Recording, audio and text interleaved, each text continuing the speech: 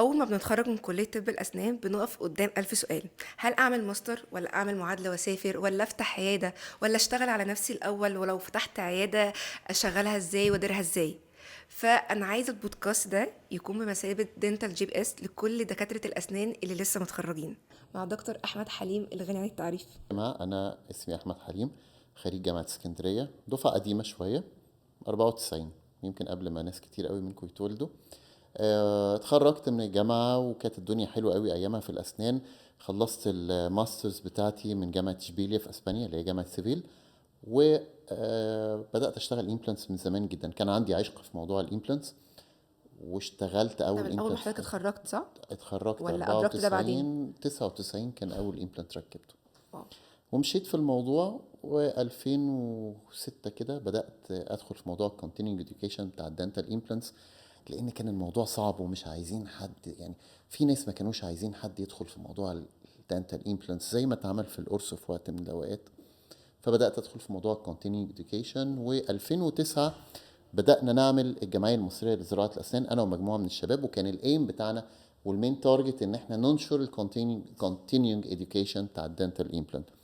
16 سنة الجمعية موجودة بتنشر الإديوكيشن في كل مكان والدنتال إمبلانتس، ويعني بحاول إن أنا أكون مفيد للناس. كتبت كتاب في الإمبلانتولوجي سنة 2009، وفي كتاب تاني لسه نشرته من 3 أيام، كنا عاملين لانشنج ايفنت بتاعه. ألف مبروك يا دكتور. الله يبارك فيكي، congratulations. ميرسي ميرسي، ربنا يخليك. متعرفش يا دكتور، الحقيقة أنا سعيدة إن حضرتك معايا النهاردة. إزاي أخش في أول سؤال على طول؟ يلا بينا. وده تعتبر 90% من الدكاترة هي بتقع في نفس الحيرة دي. احنا كلنا أول ما نتخرج فعلا بيبقى ماذا ها. بعد؟ أيوه. هنعمل ايه؟ في بيبقى اعمل ماستر. طب لو انا مش مفتوح لي ان انا اعمل ماستر، طب اعمل ايه؟ هل افتح عياده على طول؟ في ناس برضو بيبقى قدامها اوبشن انها تفتح عياده على طول. هل ده صح ولا لا؟ في حاجات كتير قوي وطرق كتير قوي، مش عارفين ناخد انهي طريق فيهم. نعمل ايه؟ سؤال صعب، ولو أنا مكانك وأنا لسه متخرج كان زماني قلقان قوي مش عارف اعمل ايه. بس خليني اقولك، احنا بنتكلم على حاجتين مختلفتين. فكرة ان انا افتح عيادة لا تتعارض مع ماسترز او دبلومات او كده. ولكن انا كان حد لسه متخرج، انا مش عارف اعمل كله مع بعض. لازم الاول احدد الواي اللي انا عايزه امشي فيه، وبعد كده اخد الستيب اللي بعديها. انا مش عارفه احدد طريقي. طيب انا هحاول اعمل لك كده زي ما انتي قلتي جي بي اس. اعمل ايه؟ انا هقسم الموضوع لحاجتين: الجزء البراكتيكال والجزء الثيوريتيكال. الجزء البراكتيكال ده اول ما اتخرج على طول عايزر ان انا اروح اشوف منتور اقف معاه، ودي للاسف بقت صعبه جدا ان ما بقاش حد بسهوله عايز يعلم حد. ادور على كورسز. خلاص ما لقيتش حد هيعلمني، محدش هيوصل لي المعلومه، خليني اشوف كورسز بقدر الامكان. البراكتيكال كورسز، بلاش افتح عياده اول ما اتخرج لان انا هضحي بسمعتي. اول ما تتخرجي هيجيلك قرايبك ومعارفك، لو بوظتي الدنيا هيحبوكي وكل اهلا يا ريليتيف حبيبتي، بس سيندروم. محدش هيجيلك. فبلاش افتح عياده اول ما اتخرج. خليني الاول اشوف موضوع الكورسز، اشوف حد اقف اتعلم معاه. دي السكه بتاعت البراكتيكال. وبعد سنتين ثلاثه اربعه اقول انا يلا ابدا افتح عياده. في بقى الطريق التاني، طريق البوست جراديويت ستاديز، ودي اللي بقت مشكله كبيره دلوقتي. انا شايف الماسترز في الكليات بقت صعبه، هم حددوا الاعداد. في جامعات كتير المعامله ما بقتش لطيفه. الماسترز بقت صعبه جدا هو ده اصلا ومكلفه. مهم ان انا اخده؟ يعني انا لو ما خدتوش فضلت جي بي عادي، هل ده فيها مشكله؟ اه هقول لك حاجه: you never know ايه اللي ممكن يحصل في المستقبل تقول يا ريتني خدت الماسترز. آه، يعني انا دايما اقول ايه، انت عايز تعلي سكيلز بتاعتك مش الماسترز كورسز، شوف كورسز محترمه تاخدها. بس الماسترز مهمه كشهادات. طيب مش عايز اخد ماسترز، في حاجات تانية. في حاجات اللي هي الزمالات البريطانيه، بس هي كوستي قوي. الزمالات الام جي دي اف، ام اورسو، ام امبلانت، ام الكلام ده كله. في دبلومات، في حاجات على فكره لذيذه. مثلا في دبلومه بتاعت معهد الليزر، يبقى انت واخده وفي ماسترز من معهد الليزر. هو مش ريليتد للاسنان، بس هتقدري تطبقيه للاسنان. اسمي معايا ماسترز. لو الدنيا ضلمت قدامك ودورتي على سفر هتسافري وانت معاكي ماسترز. فخلينا ندور على الحاجات دي بيسايد طبعا الكورسز اللي هي هتعلي السكيلز بتاعتي. يعني انا لو مش ناويه اسافر لازم برضو ادور على بوست ستادي ابدا فيها. اصل احنا انت مش ضامنه هيحصل ايه بكره، مش ضامنه هيطلع قانون ايه بكره في كلام كتير كل شويه يطلع ان هم عايزين ينظموا البراكتسنج بتاع الاسنان. تيجي النهارده مثلا انت بتحبي تشتغلي اندو بس معكيش ماسترز اندو، يطلع لك واحد يقول لك اه والله معلش مش هشتغل اندو غير اللي واخد ماسترز كمان 15 20 سنه لما انت تبقي بروفيسوره اندو. طب بما ان الماستر مش مفتوح لكل الناس دلوقتي، هما صعبوها زي ما حضرتك قلت، ان حتى مش لازم تكون، يعني حتى لو جايب GPA عالي ممكن ما يفتحلكش ان انت تعمل ماستر. ايه البدايل؟ طبعا عشان برضو تو بي اونست هم مش صعبوها غلاسه، الاعداد، لسه الوقت. اعداد بشعه فالكليه ما تستحملش كل ده. ايه البدايل؟ ايه البدايل؟ ايه البدايل؟ البدايل الحقيقة خلينا نقول ما فيش غير كورسز فور ذا تايم بينج. لعل وعسى يوم ما هيقولوا قانون مثلا، انا بقول لك كاكزامبل انا معايا كريدت اورز اهو مثلا او كده. احنا مثلا عندنا في الجمعيه عملنا حاجه لطيفه جدا. انا ببدا اخد اولا احنا بنعمل حاجه حلوه ان كل دفعه بقول يا جماعه بعمل انترفيوهات وباخد 20 واحد كل سنه يتمرنوا كل حاجه في الامبلانتولوجي معايا فور ناثينج. انا بحب ان يطلع اجيال كده وناس بيشتغلوا امبلانتس وتعلم تحت ايدي، ببقى مبسوط قوي. واللي ما جاش احنا بنعمل له حاجه تانية لطيفه، او ده بلان هنعمله. تعالى انت لسه في سنه رابعه وداخل خمسه، خد معايا 1 داي كورس امبلانت انتروداكشن والدنيا ازاي وشكله ايه الامبلانت والكلام ده كله. خلص سنه خمسه تعال خد كورس تاني اللي تبدا بقى تركب فيه الامبلانتس. طب خلصت وركبت والكلام ده كله وبدات تشتغل في العياده، بس اصل الكورس ركبت فيه زرعتين بس نوت انف او ثلاثه. تعال انا اعمل لك حاجه اسمها امبلانت ماراثون. تعالى في يومين هتشتغل 20 زرعه اندر بريشر وحالات كتير وبتاع، اعلمك الشغل. خلصت ده اشتغلت كويس، خش على واخدها الادفانسد ستيب باي ستيب. ستيب باي ستيب. واي بليف ان في ناس تانية بتعمل الكلام ده في كل التخصصات. طب هو اصلا ان انا ابدا احدد ان انا هاخد كورس املت وانا لسه متخرجه، ده صح؟ اه انا لسه مثلا، اصل الاملت لازم تكون انت حد ادفانسد قوي في الشغل. ده انا غلط. لسه حد متخرج اخد كورس املت ازاي؟ هقول لك حاجه، دي ده تصور خاطئ او دي معلومه خاطئه. لا طبعا الامبلانت، انا شايف الامبلانت اسهل من الاكستراكشن. اتس فيري ايزي. يعني عارفه سواقه العربيه مش صعبه، مش صعب ان انت تدوسي على البنزين وتمشي، هي بس تاخدي بالك من الناس اللي حواليك. هي الامبلانت نفس الموضوع. اتس نوت ذات ديفيكولت، اتس نوت ذات ايزي، بس كام تيبس اند تريكس تعرفيهم وخلاص. وخلاص الموضوع بعديها بيمشي اسهل. ايه الحاجه اللي حديث التخرج ممكن يكون يقعوا فيها ويضيعوا وقت كبير قوي من وقتهم على الفاضي؟ يعني نقول السؤال بطريقه تانية. ايوه انا ايه فهمت. اكتر حاجه اذا حديث التخرج ممكن تضيع وقتهم اول ما يتخرجوا ويكونوا اصلا ده مش هتفيدهم بقى قدام؟ هقول لك اجابه السؤال. ان في اماكن بيقول لك تعالي اشتغلي وتخشي من داي 1 تشتغلي، خلي بالك بيشغلك على طول على بيشنتس من غير تعليم. يعني انت اللي اتعلمتيه في الكليه جوان اشتغلي، هو معتمد على شويه التعاقدات وان عنده ريت عالي قوي في الشغل، فيجيب ناس بحجه انتوا لما تشتغلوا هتتعلموا. اه انت هتتعلمي بس انت بتطحني لمده طويله جدا، سنتين ثلاثه اربعه، وانت ما بتاخديش ولا مليم. هو كفايه قوي لو انا اشتغلت في مكان زي ده، كفايه عليا قوي اول 6 شهور هتعلم البيشنت مانجمنت الادوات الحاجات and then اموف اون لحاجه تانية. بس ما اسمعش ان حد يقعد يستغلني بالسنين من غير ما ادفع له اي طيب حاجه. في ناس بتروح العيادات دي مثلا تكون عيادات كلاس سي او اقل من السي كمان، بس بيكون طبعا الفلوس قليله، مش مشكله كحد لسه بادئ، ولكن الماتيريال بتكون سيئه خالص. فهو كده هو مش بيطور من شغله، هو مجرد ان هو بيكسب الحاجات البسيطه ده يكمل فيها. لا طبعا. بيكون هي دي الفرصه الوحيده اللي قدامه. ان معنى ان الفلوس اللي البيشنت بيدفعها قليله مش مبرر ان انا اديله خدمه وحشه. وانا ربنا هيحاسبني في يوم من الايام لو انا بشتغل في مكان ما فيهوش يعني ستيرلايزيشن حد ما كويس. قداموش فرصه ان هو يشتغل في مستوصف، ما قداموش فرصه غير دي، والماتيريال فيها معروفه ان هي مش احسن حاجه. طيب خلينا نفرق ما بين مش احسن حاجه او حاجه وحشه. لو مش احسن حاجه بس هتقدر تديني الريزلتس المعقوله، اوكي. بس انا ما اجيش في مكان مثلا ما فيهوش اوتوكلاف واقول ان مش احسن لا حاجه، لا. لا ده ريد فلاج، خلاص مش هشتغل في مكان زي ده. ما ضيعش وقتي في، هقول لك حاجه، ما ينفعش انا اروح اشتغل في مكان كل الشغل اللي فيه اكستراكشن واقول اه انا هاخد خبره حلوه. لا، انا كده بضيع وقت. هي دي بقى اللي اسمها تضييع وقت، لان الاكستراكشن مش هو الشغل. روح اشتغل في مكان هتطحن فيه اندو، ده شغل. هتطحن بريباريشنز، ده شغل. لكن اروح اشتغل في مكان كله اكستراكشن كله اكستراكشن، انا بضيع سنين من عمري فور ناثينج. لان احنا طب الاسنان الحديث بيبعد تماما عن الاكستراكشن. انا ليا كلمه في موضوع الامبلانت، بقول ان اسوأ ريستوربل ريمينينج روت هو احسن من احسن امبلانت متركب. فما ضيعش وقتي في حاجه زي الاكستراكشن اللي هي مش هتديني حاجه في الاخر. طب دلوقتي انا كحد لسه حديث التخرج، ازاي ابني ثقة في قراراتي؟ يعني أنا دلوقتي اول مرة اقف في العيادة لوحدي، اول مرة اكون انا المسؤول عن قراراتي، ازاي ابني الثقة دي جوايا؟ شغل بقى بتاعنا. لا، دونت جامب. يعني قراراتي وانا شغالة. اوكي، دونت جامب. خليني عارف حدود نفسي كويس قوي. وخليني عارف في كلمة مهمة جدا، واحد قالها لي من 20 سنة. قال لي شوف يا احمد، انت هتوصل، بس في حاجة اسمها تايم ليميت. دونت جامب التايم، انت مش هتقدر تجامب. كل حاجة هتاخد وقتها. وانت في العيادة بتشتغلي، جات لك حالة اندو صعبة، بس انا ما اشتغلتش الحالات الصعبة، ما تشتغليهاش.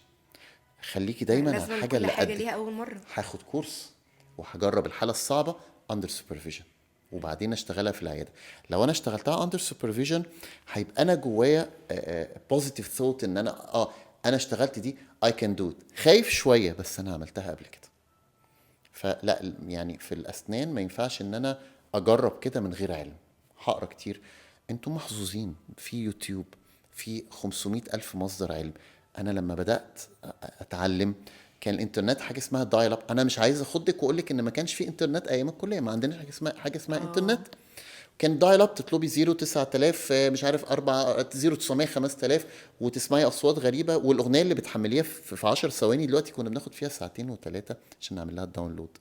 فانت قدامك كل حاجه. قدامك حاله صعبه اندو، شوفي الفيديو، انزلي هاتي البلوكات بتاعه التريننج وجربيها. هقول لك حاجه، قولي للبيشنت كمان، ما فيهاش حاجه. انا قلت، انا عملت الكلام ده، كان في نوع معين او نوع جديد من الامبلانتس. قلت للبيشنتس بص دي حاجه جديده، موافق؟ انا هشتغلها، انا راجل بشتغل امبلانتس بس ما اشتغلتش ده. موافق ولا مش موافق؟ موافق خلاص، مش موافق اوكي. بي اونست مع البيشنت وتكوني مجربه قبلها. لو راجع بيك الزمن، ايه القرار اللي ما كنتش هتاخده وكنت هتعمل حاجة مختلفة خالص؟ هتصدقي ان انا اقول لك ان الحمد لله كل القرارات اللي خدتها في حياتي كانت صح؟ مفيش قرار ندمت عليه؟ لا، الحمد لله. كل حاجة ممكن أكون ندمت عليها وقتيا في لحظتها، اكتشفت بعد كده إن الله الحمد لله إن حصل كده عسى عشان. ان تكرهوا شيئا هو خير لكم. بالظبط كده. لا، مفيش قرار وحش عملته في حياتي الحمد لله. يعني عادي حتى لو عملنا قرارات، اخدنا قرارات سيئة، مش نهاية العالم يعني. أكيد أكيد، بس دايما بصي، ده الفرق ما بين الشخص السوداوي والشخص المتفائل. السوداوي لما بتحصل حاجة يا ريتني ما كنت عامل ليه يا جماعة، ما حدش قال لي انا. لكن المتفائل دايما بيحاول يدور على باس واي يهرب من السواد في حتة حلوة. الله حصل كده، انا عملت كده، بس الحمد لله استفدت كذا. which is totally true. انا بجد ما فيش حاجة الحمد لله I regret ان انا عملتها في حياتي خالص. so proud. دلوقتي انا حد هو لسه متخرج، قررت ان انا افتح عيادة، هل اديرها ازاي؟ اولا في علم في الموضوع ده، وانا I believe ان احنا لازم نتعلم هذا العلم. العلم ده اللي هو المانجينج او كلينيك مانجينج والبرايسنج والكلام ده is very important. خليني اقول حاجتين. هديلك مثال على نفسي وهقول لك انت لما تفتحي عياده هتعملي ايه. ماشي. انا برضو باي تايم، انا على فكره كل حاجه في حياتي اتعلمتها سيلف ليرنينج. فلما باجي النهارده، انا يعني عندي حمايه مدير مالي كبير قوي، كل شويه يقعد يتكلم معايا يقول لي بص يا احمد في عيادتك تعمل كذا كذا. هو الراجل دارس ام بي اي واس في الحاجات الكبيره بتاعتهم دي. اقول له طب ما انا بعمل كده، بعملها بالفطره. مش معنى كده كلنا نمشي بالفطره، لا انتوا الاكسبيرينس اللي انت خدتها مع الوقت. مع الوقت. بس انتوا ما تعملوش كده، لان انا ايامي ما كانش في ام بي اي، ما كانش في الاوبشنز دي.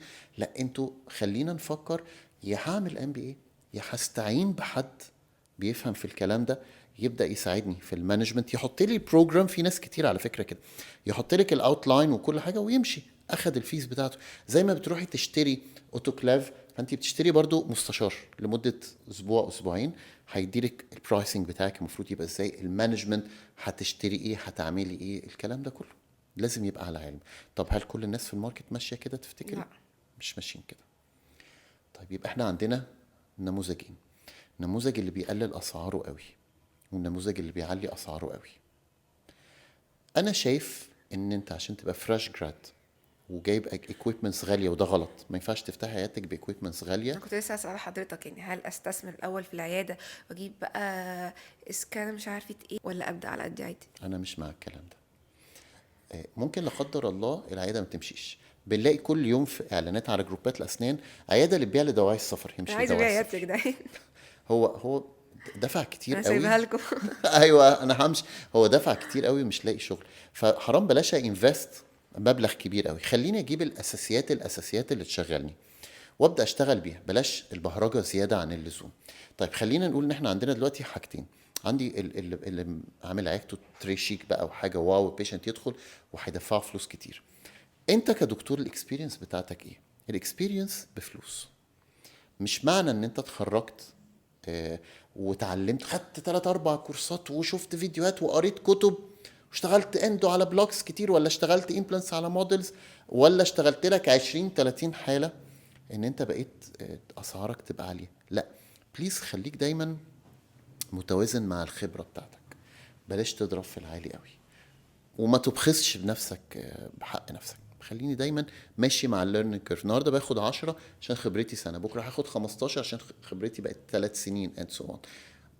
بس ده ارحم من اللي بيروح يعمل الحاجات باسعار متدنيه. الاسعار متدنيه انت بتخسر وانت مش واخد بالك. انت هو بيجي على حساب الماتيريال اكيد. ديفينتلي بس الماتيريال الوحشه هتخلي البيشنت يجي يتخانق معاه ويعمل له مشاكل. وحتى لو مش على حساب الماتيريال، في ناس بتفكرها ازاي. خليني اقولها لك في الامبلانت. سي مثلا بيشتري الامبلانت مثلا ب 3000، ماشي. يقول لك اوكي انا هعمله ب 3500، انا كسبت 500 جنيه لا، وهضرب السوق. مش كده، تتحسبش كده. في عياده، في كهرباء، في ميه، في يونت. بالظبط. في بقى حاجه تانية مش واخده بالك منها. انت كدكتور عشان تتعلم الامبلانت، انت مش رحت دفعت فلوس عشان تاخد كورس؟ اه. الليرنينج كيرف بتاعك اللي بيعلى عشان الفيليرز تقل بفلوس. في حاجه مش واخدين بالكم منها. تعالي اسالي اي دكتور سنان بيشتغل بقاله 10 15 سنه، يا ظهره فيه انزلاق غضروفي، يا رقبته فيها انزلاق غضروفي، يا الاثنين. فانت بتيجي على صحتك. بتيجي على صحتك. في يوم من الايام مش هتقدري تعملي المجهود ده، فانت لازم تكوني حوشتي عشان تصرفي على نفسك، عشان لما تروحي بعد كده لدكاتره نفسيين يعالجوكي من قرف العيان تبقي معاكي فلوس. الدكتور انت النفسي بياخد كمان 1000 جنيه في بتعترف الجلسه ان احنا النهارده. خسرنا للدكاتره النفسيين على فكره. ديفنتلي كلنا لازم. انت عارفه الجلسه النهارده ب 1000 جنيه. ايه هي اكتر المشاكل اللي بتقابل الدكاتره اول ما تفتح عيادتها او بيقعوا فيها؟ شوفي، الاحباط النفسي، لان انت فتحتي عياده وصرفتي مبلغ كبير جدا وبتدفعي، يعني ايزر جايبه بالتقسيط او جايبها كاش، وعندك مصاريف كهرباء وما، انت قاعده الجو حر مش هتطفي هتشغلي التكييف، في نيرس قاعده بره بتاخد مرتب، الانكم مش مكفي، بدأتي تشتغلي على قليل، القليل ده بتلاقي فلوسك كلها رايحه في الماتيريالز والمرتب والكلام ده كله. فانا شايف الاحباط ده اكبر مشكله بتقابلنا. طب هو لما يلاقي الانكم قليل المفروض يعمل ايه؟ ننقل بقى هنا لحته الماركتينج. يعني المفروض يتغلب ان هو ما يستسلمش للاحباط ازاي؟ ده السؤال. دكاتره نفسيين. لا، لازم افكر، ابدا افكر في موضوع الماركتينج، ولازم لما ابدا في الماركتينج افكر اوت اوف ذا بوكس. كل الناس لما تكلميهم عن ماركتينج هيقول لك ايه؟ اعلانات فيسبوك، اعلانات انستجرام. لا، لازم ادور على حاجه اوت اوف ذا بوكس. انا كاحمد مش ماركتير، فمش هعرف اقول لك ايه الاوت اوف ذا بوكس، بس ادور على ايجنسي تبدا تشوف لي الموضوع ده، وده بفلوس زياده. بس خليني عارف ان اي حاجه او انفست فيها في المواضيع دي هيبقى ليها مردود، ومش مردود في اول شهر، it takes time. بس لما توصل الاحباط ما تقلقش. وخلينا نقول ان دايما في افكت تقريبا بيسموه كرة الهوكي، او خليني اقول الايس بول. انت عارفه لما بتبقى بتتفرجي في الافلام كرة التلج وهي بتقع من فوق بتبقى كرة قد كده، تفضل تتدحرج وتلم تلج، هتكبر. تكبر تكبر فجأة. هديها لك في مثال تاني، بما ان احنا كنا بنتكلم على الاوزان قبل ما نبدا. اللي بيبدا يعمل دايت اول اسبوعين 3 ميت ما بياكلش، تقفي على الميزان انا نزلت الاسبوع ده ربع جرام، نزلت نص جرام، and suddenly ايه ده، انا باكل بس عمال اخس. هو نفس الايفكت. ف بي بيشنت، واحده واحده كده وهتمشي الدنيا. طيب بمناسبة الماركتينج، هل انت ايه رأيك في موضوع هل لازم يكون ليا وجود على السوشيال ميديا عشان ابدأ اعرف اماركت لنفسي كويس؟ إنت ايه رأيك في الموضوع ده؟ طبعا طبعا ده مهم جدا. في دكاتره شطار قوي بس ملهمش وجود على السوشيال ميديا، محدش يعرفه. في دكاتره خيبانين قوي بس بيعرفوا يصوروا حلو، الناس شايفه ان دول بروفيسورات. ازاي يقدر يبني اسم على السوشيال ميديا بشكل بروفيشنال؟ depending، لو انت دكتوره سنان دكتورة اسنان. صور بري اند بوست، وشويه همبكه بقى البيشنت الفلاني يطلع يتكلم كلام. في دكتور لذيذ قوي انا اعرفه شغله مش حلو، بس هو كل شويه يجيب البيشنت يقعد يقول شويه كلام كده وبتاع، والله الناس بتنبسط قوي بالموضوع ده. فهو شويه الحبشتكنات دي صور وكلام البيشنتس. في فرق من ان انت تبقي نون على السوشيال ميديا وان انت تبقي ريسبكتد على السوشيال ميديا. انا ممكن اعرف اراجوز، ممكن. بصي في قصه زمان كده، قصه زمان قبل ما انا اتولد كمان. توفيق الحكيم كان قاعد بيتكلم مع شوكوكو. شوكوكو ده كان واحد بيغني كده اغاني عبيطه زمان وما كانش متعلم اصلا. فشكوكو بيرزل عليه، بيقول له انت عارف لو انت والرقاصه فلان الفلانيه ما اعرفش مين اتشافتوا في الشارع، الناس هتعرفها ومش هتعرفك. which is true. بس ده توفيق الحكيم، ده راجل علامة وحكيم. خلينا نقول ايه، خلينا احنا على السوشيال ميديا موجودين بس برزانة وبعقل، بلاش هبل. انا بشوف حاجات عبيطة قوي. فتو بي ريسبكتد دانتست دي مهمة قوي. نيجي لجزء مهم قوي، يمكن انا برضو اتكلمت عنه في كذا ايفنت قبل كده، اللي هي الباور اوف كونكشن. انا عارفه ان هي مهمه قوي، ولكن عايزه حضرتك تقولي ازاي اقدر اعملها اصلا. الموضوع ده مهم جدا، الورد اوف ماوس. دلوقتي الكونكشنز فعلا مهم قوي، وما استصغرش كونكشن. يعني الكونكشن بتاعتي بتبدأ من أول، لو في عندي قهوة جنب العيادة يبقى صبي القهوجي ده ممكن يجيب لي بيشنتس، لغاية أعلى مستوى في المجتمع الناس اللي أنا بقعد معاهم. مهم جدا إن أنا أبني كونكشنز كتير قوي، لأن هم دول اللي هيجيبوا لي البيشنتس، أو هم مش هم هم دول البيشنتس. هما دول اللي هيرشحوا لك كمان، يعني يرشحوك لبيشنز. بالظبط. خلينا نقول الدايره الاولى الناس اللي حواليكي. انت لو في وسط مجتمعات زي مثلا في ناس كتير قوي بتحب الروتري وبتحب الحاجات اللي زي دي، انت لما بتبقي موجوده في وسط المجتمع ده وفريندلي معاهم وصحاب، ديفنتلي هم لما يبقى زياره دكتور السنان تقيله قوي على القلب، فلما تروحي الدكتور سنان صديقك هتبقي نفسيا مرتاحه. مرتاحه. and then الدايره تبدا توسع. فطبعا ديفنتلي طبعا المعرفه دي، ده انت لازم تقعدي تدوري وتحطي نفسك في مجتمعات عشان في دكاتره كتير بتتخرج بتبقى مش حابه انها تشتغل اوبريتور، بتبقى عايزه تعمل كارير شيفت او تشتغل في اي حاجه تانية. فايه هي البارادنتال جوبز اللي ممكن برضو تبقى ريليتد للاسنان وفي نفس الوقت هو مش اوبريتور؟ حلو جدا السؤال ده، ودي حاجه انا دايما بتكلم عليها. في ظل المنافسه العاليه قوي النهارده، الدكتور اللي هيتميز او عايز يعمل كارير شيفت من غير ما يضيع حرام ال5 سنين اللي درسهم، فعلا هيروح للبارادنتال. طب ايه البارادنتال اللي انا كدكتور بحتاجها؟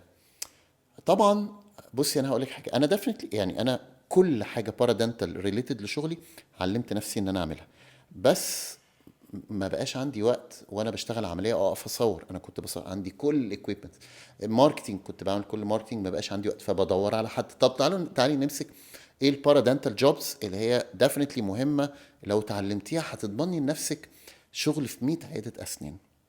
خلينا نقول نمبر 1 التصوير.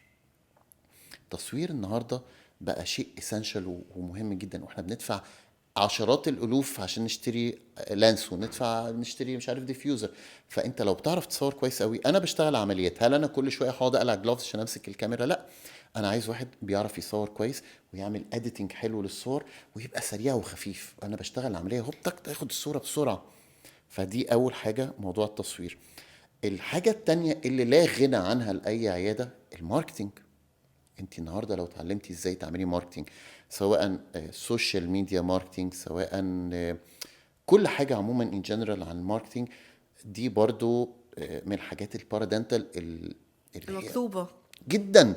وبعدين بقى ايه، انت برنسس هتقعدي في بيتك، هتشغلي 15 20 بيج بتاع الدكاتره، تعملي الشغل وانت قاعده في النادي الصبح، قاعده على الكافيه بتشربي القهوه بتاعتك، وانت مرتاحه جدا، وهو الدكتور اللي طالع بوزه وانت قاعده مرتاحه جدا. فدي تاني بارادنتال جوب مهم. التالتة بقى اللي انا دلوقتي بدور اخد فيها كورس، الاي اي. اوكي. هو ده النهارده الترند بتاع الفترة دي، الترند. ازاي ندخل اي في الانترفيلد؟ انا النهارده اشتركت في كورس اي اي لسه هيبدا في اول الشهر. هو تقولي هيعمل ايه الاي اي في الامبلانت؟ هيخدم على كل اللي فات. الاي اي ده انا داخل فيه عشان حاجه. نمبر 1 هيعلمني ازاي اعمل اعلانات. احنا عمالين دلوقتي نتفرج على افلام بتتعمل بالاي اي، اعلانات بتاعت شركات. انا عايز اتعلم الكلام ده، ما اعرفش اتعلمه ليه بس اكيد هيفيدني. فالنهارده انت النهارده ممكن تروحي تاخدي كورس اي اي، وبقيت بيزك وادفانس تاخديهم، وتبداي تشتركي في التولز بتاعت الاي اي. تيجي النهارده انا كدكتور عايز اعمل ماركتينج، بدل بقى ما تقولي لي هنعمل سكريبتات وتتكلم وتصور، انا هعمل لك يا دكتور اعلان لمده نص دقيقه او دقيقه، كله بالاي اي، من صورتك وصوره العياده.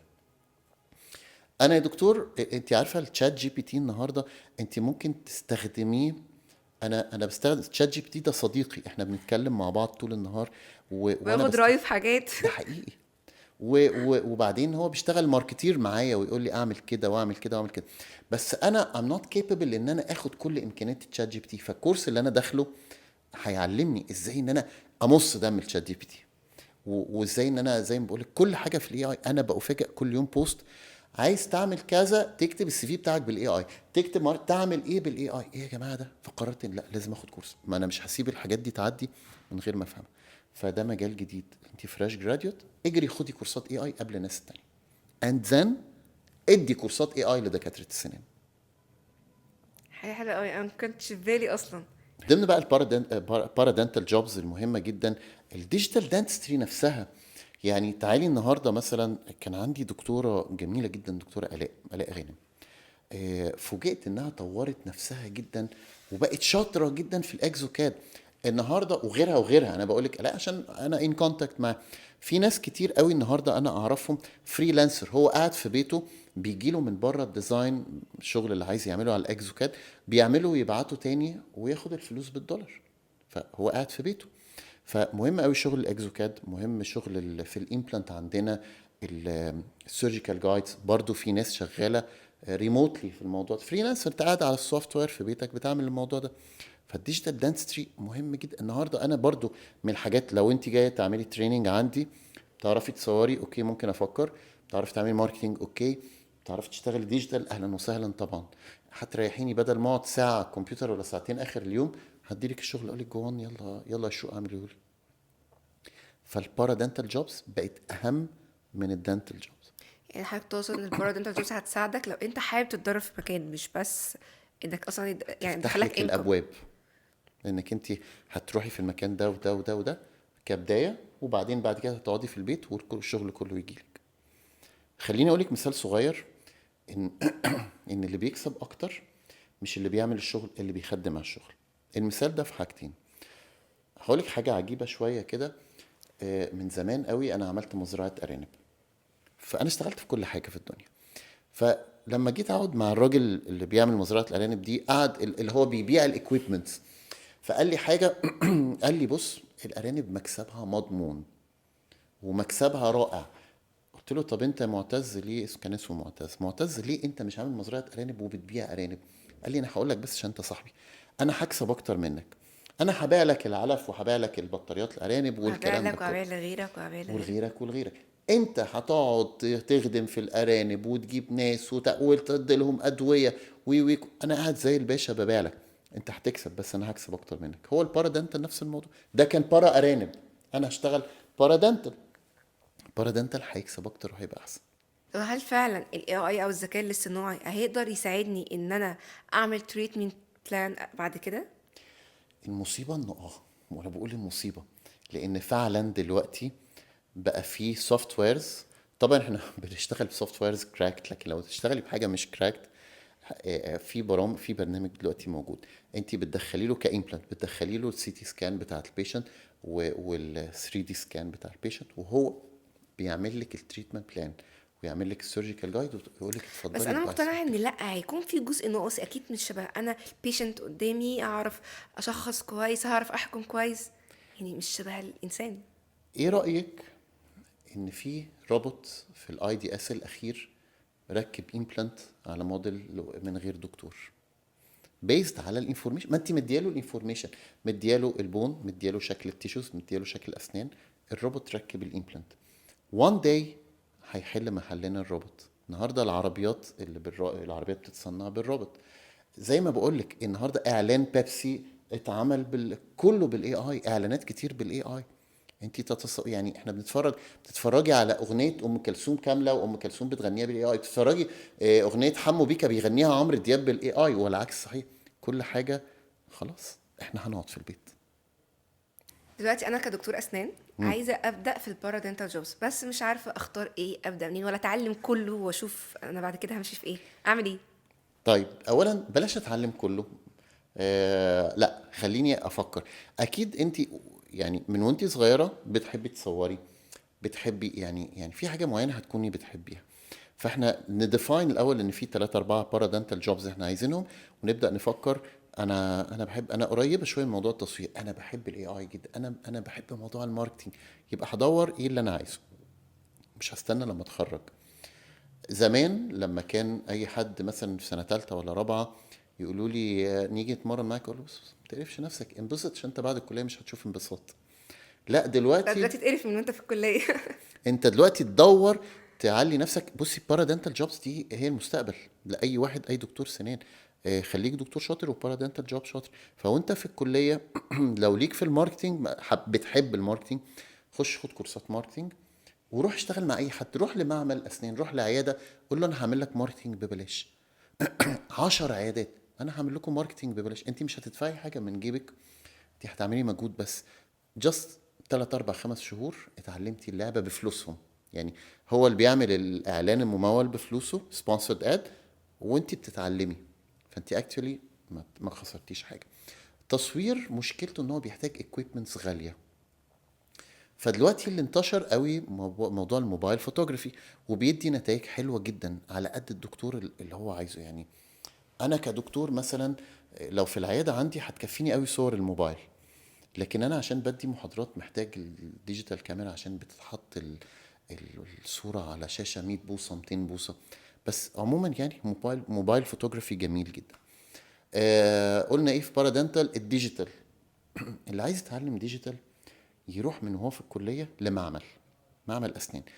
اولا ياخد كورس مثلا اكزوكاد والحاجات دي، ويروح يشتغل في معمل. يقول له انا هاجي اشتغل ببلاش عندك في الصيف 3 شهور الصيف. اتعلم ويشوف المعمل. الدكتور الشاطر كمان يشوف المعمل بيعمل ايه. فخد كورس وروح صيف واحد اشتغل في معمل، هتطلع استاذ. قبل ما تتخرج تكون ماستر للبارادنتال جوب بتاعتك. خلاص، يعني مش لازم تتخرج عشان تبدا، لا، تبدا من وانت لسه طالب. احنا في ماراثون، لازم تجري. اني لو انا النهارده بتخرج، انا برضو هدور على سبيشاليتي واحد وابقى قوي جدا فيه. من اول ما اتخرج دي من 1. اول ما اتخرج هو واحد بس، وابقى قوي جدا.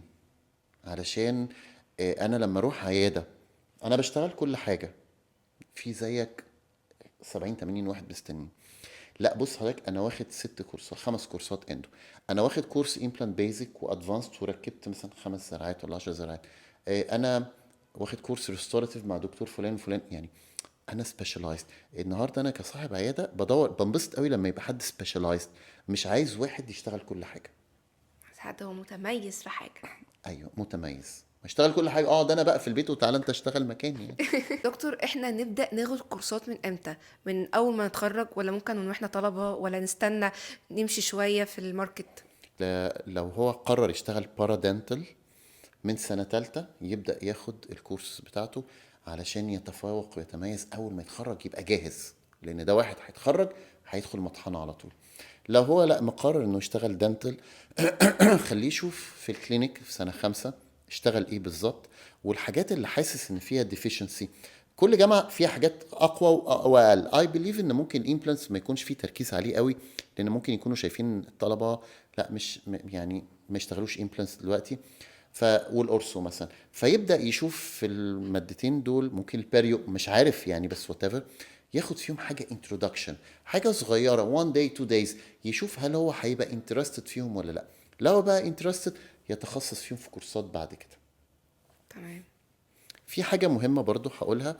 الدكتور، وانت كنت سألتيني عن الموضوع ده، الدكتور لما يتخرج يعمل ايه؟ انا بنصح خليك سبيشالايزد في حاجه واحده. انا بتاع اندو، خدت كورس بيزك وادفانسد وانتروداكشن كل حاجه اندو، عشان انا لما يجي لي واحد سبيشالايزد في دي وقوي في دي I will trust him اكتر كتير قوي من اللي بيشتغل كل حاجه. صح. صح. بما ان الامبلانت دي حتتك وملعبك، عايزه حضرتك تقول لي 5 خرافات او 5 معتقدات غلط عن الامبلانت كلنا بنفهمها غلط. اول خرافه ومصيبه، اعلانات الفيسبوك اللي بتقول ضمان مدى الحياه. مفيش في الامبلانت حاجه اسمها ضمان مدى الحياه. هو يا سيدي الفاضل، السنان اللي ربنا خلقها لك وانت اهملتها ووقعت، يبقى الامبلانت اللي انا ركبته لك هديك عليه ضمان مدى مش الحياه؟ منطقي. فطبعا الامبلانت محتاج عنايه اكتر كتير قوي، وما بيعيش مدى الحياه.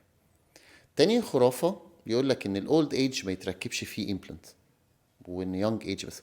لا، انا عندي بيشنتس سبعينات وثمانينات وتركب لهم امبلانتس بيبقى كويسين جدا. هي ممكن ده على حسب مثلا البون قد ايه او هكذا. البون والسيستمك هيلث ان جنرال، اه. فدي فده اللي حاجه مهمه. بيخليهم يقولوا مثلا الاولد ايج ما يعملوش امبلانت. ما هو في حاجه اسمها patient selection، اني اختار البيشنت اللي هو ينفع يتعمل له implant بغض النظر عن الايدج. there is no upper age limit للimplant، بالعكس there is lower age limit للimplant which is 15 years في الفيميلز و 18 years في الميلز. فالupper age limit ما عندناش limit. هي الخرافه التالتة. الخرافه الثالثه ان الامبلانت بيوجع جدا، وبعد السيرجري بيبقى فيه بليدنج وبيبقى فيه اديما وبيبقى فيه بين. لا، احنا مثلا عندنا دلوقتي امبلانت بتتعمل فلابلس في حالات معينه، فالبوست اوبرتيف كومبليكيشنز تكاد تكون منعدمه. فدي خرافه. خرافه كمان اللي يقول لك لا لما تخلع سنه، لا لا لازم تستنى 6 شهور قبل ما تركب الامبلانت. لا، ده الاحسن يزرع في وقتها ساعتها. ديفينتلي، برافو عليك، ايه الشطاره دي، صح كده. بالعكس احنا لو كونديشنز مناسبه، مفيش اكيوت انفكشن، طبعا هزرع في ساعتها. الدايابيتك ما ينفعش يتعمل له امبلانت، لا طبعا. بيشنت دايابيتك لازم اقسمه لكنترولد اند ان كنترولد. بعرفها ازاي؟ بالتست التراكمي اللي هو HbA1c. لو هو كنترولد، لا طبعا يتعمل له امبلانت، ويبقى على فكره زيه زي البيشنت العادي اللي مش دايابيتك. لكن الان كنترولد هو اللي كونترا انديكيشن. بس انا ان جنرال عندي مبدا في الحياه ان البيشنت ده كنترولد وهو تمام، بس انا بحب الور الاكسبكتيشن بتاعت البيشنت، اسود له الدنيا، ما اقولوش لا لا لا ما تخافش انت هتطلع من عندي ما فيش زيك، لا لا لا. دايما لور الاكسبكتيشن بتاعت البيشنت. في واحد انجليزي كنت بتعامل معاه زمان اسمه جاري تشابمان، قال لي كلمه جميله قوي. كنت بشتري منهم امبلانتس عشان كنت ببيع امبلانتس زمان. فكنت بقول له جاري اخر الشهر، انا كنت باخد الامبلانس واحول له الفلوس في الاخر، اقول له جاري اخر الشهر هحول لك 3 4000 جنيه استرليني. اجي اخر الشهر معايا الاربعه، بس اقول ايه، طب خلي معايا فلوس ابعت له 3، يزعل مني. اقول له انت زعلان ليه؟ قال لي انت قلت لي هتبعت من 3 ل 4، اقول له اوكي بعت لك 3، يقول لي لا لما تكون ناوي تبعت 3 قول لي هبعت لك من 2 ل 3، لكن لما انت تقول لي هبعت لك من 3 ل 4 I'm expecting 4، انت هتبعت 3 هزعل. انا بعمل كده مع البيشنت، ما تديهوش انطباع ان انا هعمل لك حاجه واو، حتى if you're حتى لو sure، هتطلع واو. حتى لو هتطلع واو. اقول له والله بص دايما اعمل كده، هي الحالة صعبة بس ان شاء الله يعني ربنا يسهل، هيجي منها بإذن الله، هحاول كده. عشان هو يبقى ايه، معلش هي دي حاجه، انا مش بعمل له حاجه وحشه، بس في نفس الوقت انا مش عايز اديله اكسبكتيشنز عاليه. يو نيفر نو برضو ايه اللي ممكن يحصل، فجاه يحصل ريسيشن، فجاه يحصل ريزوربشن، تكوني مأمنه نفسك. وفي نفس الوقت هو لما تطلع واو بقى هو هيطلع بيك السما اكتر. بالظبط كده، عليكي نور. دكتور، عايزين نختم البودكاست بتاعنا وعايز حضرتك تقولي ايه اكتر موقف سخيف حصل معاك في العياده وانت شغال. بصي، في حالات انا يعني في حالات لا انساها. في بيشنت جاب مامته عشان اعمل لها امبلانتس، فعملت لها، كانت حاله فول ارش، كانت صعبه ببشاعه، وتعبت جدا في الحاله. ولما ركبت لها الامبلانتس جم بعد 3 شهور. ما جاتش الام، لكن جت مرات الابن وبنت الست. يعني الست جت امم. بنتها ومرات الابن. فهم داخلين من بره، البنت بره قالت لي دكتور بص هم بيقفقفوا كده ومتضايقين وماسكين في ايدهم اشعات مع انك لسه ما طلبتش منهم اشعات. قلت لها طيب دخليهم. دخلوا لي، بصيت على الاشعات لقيتهم حلو، يعني الامبلانتس كويسه. فالست بتقول لي ها يا دكتور ايه رايك في الزرعات؟ قلت لها زي الفل. زي الفل. طيب. قلت لها يلا خلي الحاجه تيجي عشان نركب لها. تركب لها على ايه يا دكتور؟ قلت لها ركب لها على الزرعات. هي الزرعات الست زرعات كويسين ما فيهمش حاجه. الزرعات مايله يا دكتور. قلت لها يا ست الكل عادي جدا، العظم ما كانش حلو بحط الزرعات مايله. رحت فاتح لها كتالوج امبلانت، قلت لها بصي بيدونا انجلد اباتمنت عشان نظبط الكلام ده. لا احنا رحنا للمركز الفلاني دكتور فلاني قال لي الزراعات دي كلها بايظه عايزه تتشال. ورحنا للدكتور فلان الفلاني قال لها الزراعات دي كلها بايظه عايزه تتشال. قلت لها طيب إيه اللي ما بيني وما بينك ايه؟ اني اعمل لها تركيبه حلوه وتبقى مبسوطه منها، ومش عايز منكم فلوس في التركيب، ما تدفعوش غير لما تبقى مبسوطه. احنا مش هاممنا الفلوس يا دكتور. قلت لها طيب اعمل لك ايه؟ لا احنا عايزين فلوس اللي دفعناها في الزراعه علشان هنروح نشيل الزراعات دي ونركب زراعات تانية. قلت لها انا اسف، انت اللي ليكي عندي تركيبه وهركبها لك. خدوا بعضهم ومشوا. وباين لقيت ناس بصواتير داخلين عليا العياده، هم شغلتهم ريليتد شويه لموضوع الصواتير ده. قلت له طيب يعني انا هدي لك الفلوس، ما انا خفت بقى. خايف على سمعتك. لو خايف على نفسي. قلت له اديني بس يومين عشان ده مبلغ. المهم كان في محامي كده، قلت له قال لي الناس دي ناويه على شر. الراجل قال لي، قلت له بس هتمضي لي انك هي هتمضي انها استلمت الفلوس وان خلاص. قال لي لا انت عامل خطأ طبي ما مضيلكش. فعندي محامي عمل لعبه مش هقولها ايه يأمن لي الموضوع. وبعدين يوم ما جت الفلوس قلت له لازم هي تيجي تمضي، فهي جت. قال لي هتقعد في التاكس تحت مش هتطلع لك العياده. قلت له اوكي. مضوا على الورقه واديت له الفلوس. قلت له اتفضل عد الفلوس، انا عددها كويس قوي. قال لي يا دكتور انت مش عددها؟ قلت له اه عددها. قال لي احنا واثقين فيك. قلت له لا عد الفلوس. قال لي هقف اعدها في الشارع. لا لا انا واثق فيك يا دكتور انت راجل محترم. ماشي يا سيدي. ركب انت لسه العربيه. فاكر ان انا راجل محترم؟ بالظبط كده. ركب التاكس بعدها بنص ساعه. انت يا دكتور حرامي ونصاب. يا عم في ايه يا عم؟ اهدى شويه، مش خدت فلوسك؟ لا الفلوس ناقصه 3000 جنيه. قلت له اقسم بالله انا عددهم مظبوطين وقلت لك عدهم، انت اللي رفضت. لا انت عارف كويس قوي ان الفلوس ناقصه وانت عارف ان انا مش هعدهم في الشارع. ما هو انت هتجيب الفلوس يا اما انا مش هدخلك من باب عيادتك دي تاني. دفعت الفلوس تاني. المورال بقى في الموضوع الحاله دي، انا ما كنتش مرتاح لابنها ده اللي عمل معايا كده قبل ما اشتغل. وكنت نازل من بيتي قلت انا مش ناوي اشتغل الحاله دي يوم ما هحط الامبلانس. وبعدين رحت هناك بصي ما هو حلفوا القرش فلوس حلوه فاغراء.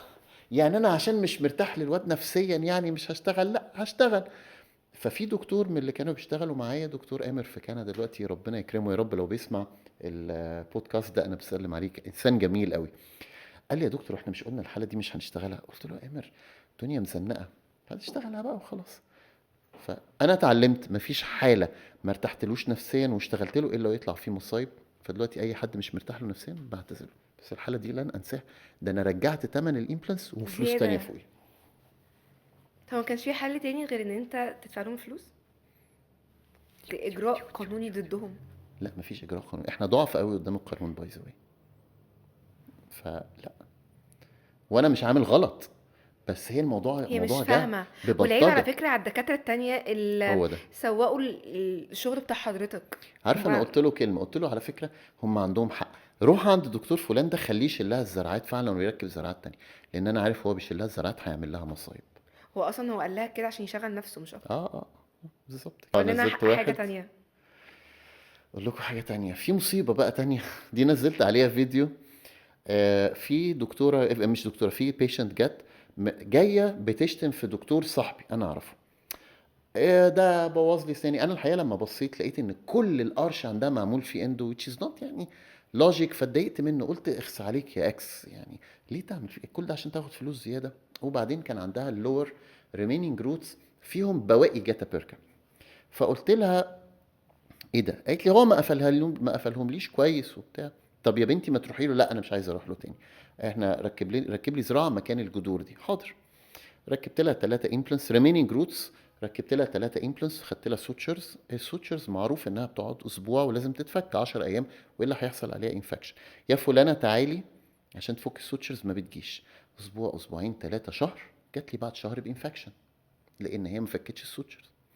جايه بتتخانق، انت عملت لي وانت خربت لي. ما هو انفكشن في الامبلانس والبون جرافت. اللي اكتشفته بقى بعد كده ان هي اللي كانت بتمسك دبوس وتدخل تطلع الجاتا بيركا بالدبوس من الروت كانال، مهمله. وبعدين هي النهارده قعدت شهر بالسوتشرز، حصل انفكشن. عملوا لي افلام وصعبانيات واحنا ظروفنا واحنا هربانين من عيلتنا واحنا شويه كلام كده. طيب يا ستي اتفضلي فلوسك. خلاص تمام. طب الاول اعيد لك الشغل على حسابي، مش هدفعك ولا مليم، هعيد لك الشغل. لا انا مش واثقه فيك. طب اوديكي عند دكتور تاني معرفه. على فكرة اغلب البيشنتس، يعني اعتقد اغلب البيشنتس اللي بيفضلوا يشتكوا من دكتور تاني بيبقوا هم السبب في المشاكل ايوه اصلا. طبعا. ومفروض اتعلمت اني ما اثقش. اللي بيشتم في دكتور تاني هيشتم فيا بعد كده. طبعا هي راحت جرستني عند دكاتره اسكندريه كلهم. وبعدين قلت لها طيب دكتور فلان روحي له. لا مش رايحه، الاول روحي لدكتور فلان، كلمته عشان خاطري يخلص الموضوع. حاضر. وانا هدي لها الامبلانس كل حاجه. فضلت يديها مواعيد ما تروحلوش، يديها مواعيد ما تروحلوش. وباي ذا واي انا نسيت اقول حاجه، نفس البيشنت دي برضو ما كنتش هشتغل لها، لان كل ما اديها ميعاد ما تجيش، اديها ميعاد ما تجيش. ويوم السيرجري ميعادها 11 جاي لي الساعه 3 وكان عندي عمليه تانية. فقلت لهم انا اسف مش هشتغل لها خلاص. فخدوا بعضهم ومشيوا. وبنت خالتها كانت معاها، دخلت قالت لي عشان خاطري يا دكتور بص مامتها بره هيجي لها القلب منها، دي تعبانه. صعبت عليا. دخلتها وكنت بشتغل في اوضتين في نفس الوقت. المهم راح صاحبي ده ما رضتش تروح له على طول او قرفته، قال لي احمد انا مش هشتغل لها. رجعوا لي تاني.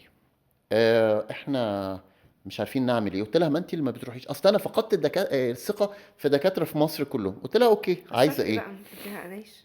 اسافر اتعالج بره. قلت لها طيب اثرتي. ليا اصحابي في المانيا، فرنسا. انا يا ستي حامل فيكي خير، وهدي لك الزرعات وانت مسافره، هيركبوا لك ومش هياخدوا منك فلوس هناك.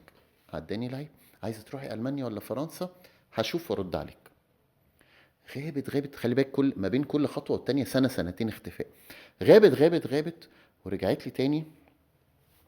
بتقول لي انا قلت لها ما رحتيش ليه؟ قالت لي لا ما انا قدمت في مستشفى في المانيا وبعت لهم الاشعاعات ووافقوا وقالوا لي ادفعي الفلوس ان ادفانس. دفعت الفلوس ان ادفانس. دي مامتها. وبعدين جيت اقدم على الفيزا اترفضت، والمستشفى مش عايز ترجع لي فلوس. انا مالي؟ ما تعرفش حد يساعدنا في الفيزا بتاشيره المانيا؟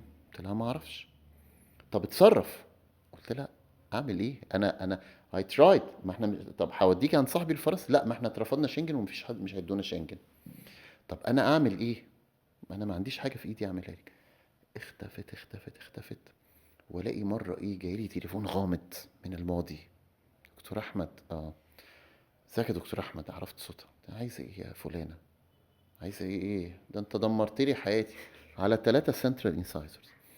ده انا كنت هنتحر. قلت لها يا بنتي انا رجعت لك فلوسك وحاولت اسفرك. هو يعني الفلوس كل حاجه؟ طب عايزه ايه؟ لا انا بفكرك بس باللي انت عملته فيا. انا ضميرك انا انا ضميرك يا زواوي. انا الماضي. وكل شويه تختفي وتظهر. طب يا ستي انا اعالجك، انا كيبل ان انا لا. حاجات شبه دي انت تعمل لهم بلوك، ما عادش كلام تاني. لا بتظهر تليفون العياده، يجوا لا بيعرفوا يوصلوا لي. طيب ده يا دكتور هيخليني اسالك سؤال مهم. ازاي اقدر اعمل patient selection؟ طيب خلينا نقول ايه، patient selection الميديكال ده سهل، كله حاجات محفوظه، اللي عنده كذا ما تشتغلوش واللي عنده كذا ما تشتغلوش. لا يعني ممكن حد في ما متوفر انا في كل. هقول لك بقى. مم. السايكولوجيكال يعني ايوه. الميديكال حافظينه. السايكولوجيكال patient او dentist should meet the mind of the patient before his mouth. اوصل لدماغه قبل بقه. طب انا بعرف الحالات دي ازاي؟ نمره واحد اللي مواعيدهم زي الزفت، او اللي مواعيدهم دقيقه زياده عن اللزوم. نمره اتنين في بيشنت، انت بقعد افتكر مواقف في بيشنت كان بيقعد يصور ماسك الايباد ويصور كل حاجه جوه بقه، ولما حصل له مشكله قعد يقول لي انا عندي كل حاجه بالصور، اصل انا مهندس وعارف ان توزيع الزراعات بتاعتك غلط ومش. فهو قاعد بيصورني المهندسين دول وانا عاملين بشتغل. مشاكل في ما كل هو حته. مهندس فهو بيفهم في الامبلانتس. البيشنت اللي صوته عالي ما بحبوش في العياده عندي، ما بشتغلهوش. البيشنت اللي بيشك، اللي لافف على الدكاتره كلهم وجايين لي، او وبيشك، لا طب هتعملي كذا، طب ما تعمل لي كذا، لا انا مش عايز كذا، لا البيشنت ده برضو مش بحب اشتغل له. ودلوقتي مع الحالة المادية الصعبة طبعا بيبقى صعب انك ترفضي بيشنت، بس ارفضه احسن ما الاقي نفسي برجع له الفلوس كلها وبزيادة. صح. ف وبقول له كلمة عشان ارتاح، بقول له انت حالتك اعلى من امكانياتي، انا ما اقدرش اشتغل. انا ما بعرفش اشتغل. بطلناها. قلت الكلمة دي المهندس كان عايش في امريكا بس قرفني برضو في عيشتي، وبرضو قعد يلف عايزني اشتغل له وانا مش راضي. قال لي لا انا عارف ان انت بتعرف بس انا قرفتك، انا عارف معلش عشان خاطر اشتغلي. قلت له ابدا مش هشتغل لك. كده خلصنا البودكاست بتاعنا يا دكتور. I'm sure ان اغلب الدكاترة اللي سمعونا استفادوا من حضرتك، فشكرا قوي قوي قوي جدا، وان شاء الله يتكرر تاني. ميرسي يا شو، ان شاء الله باذن الله. ميرسي على استضافتك ليا، ويا رب اكون عرفت افيد الناس شويه. شكرا لحضرتك.